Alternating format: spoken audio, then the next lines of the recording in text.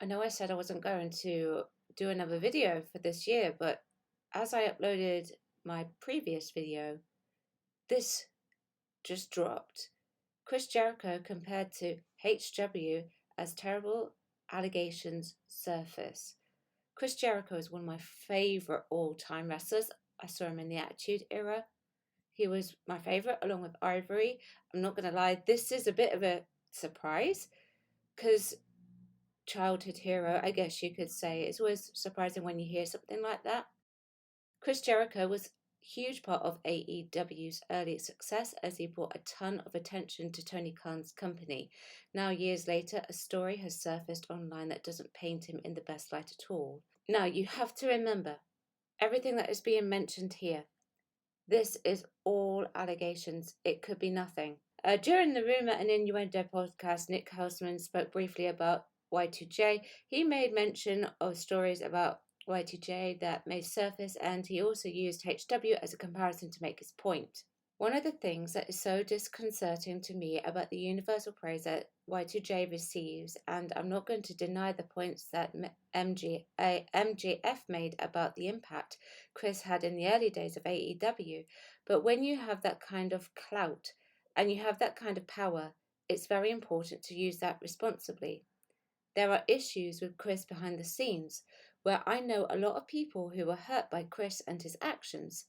You know, it's very uncomfortable to me to see him lauded like he is and only have the focus on that, because I do think there are a lot of questionable stories about Chris that will find their way out over time when people are ready to tell those stories that will cast him in a very different light. I mean, HW won a lot of Oscars. HW produced a lot of very popular films. HW is now in jail.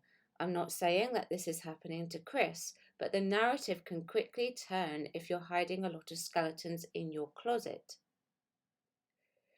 The ISO wrestling account then shared another older tweet while blurring out who sent the original tweet. The message was not blurred out whatsoever.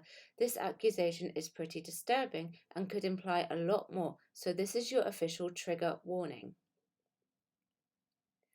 So here's the deal.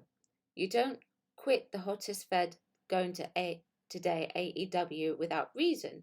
I have it from people in the know that Kylie was asked to go to Chris Jericho's room with the understanding that others would be there. When she got there, it was just him. He made a pass at her, no other details were given, and she freaked out. It was also noted that an original accuser of David Starr also tweeted out to say, "Sometimes I stop to wonder how many young women out there are wondering if it's safe to post about Chris Jericho yet." That thread received a lot more attention after Kylie Rae reacted to it. Although she did not use any words, the former AEW star responded with a red heart emoji. We will have to see if Y2J responds to these allegations. There are some pretty heavy narratives going around right now, but it's rumour and innuendo at this point. That being said, it seems that this story is gaining a lot of momentum right now.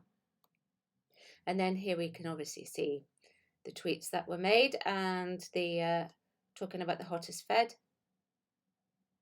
And there they go. There they all are. Now, what's your take on this newly surfaced Y2J story?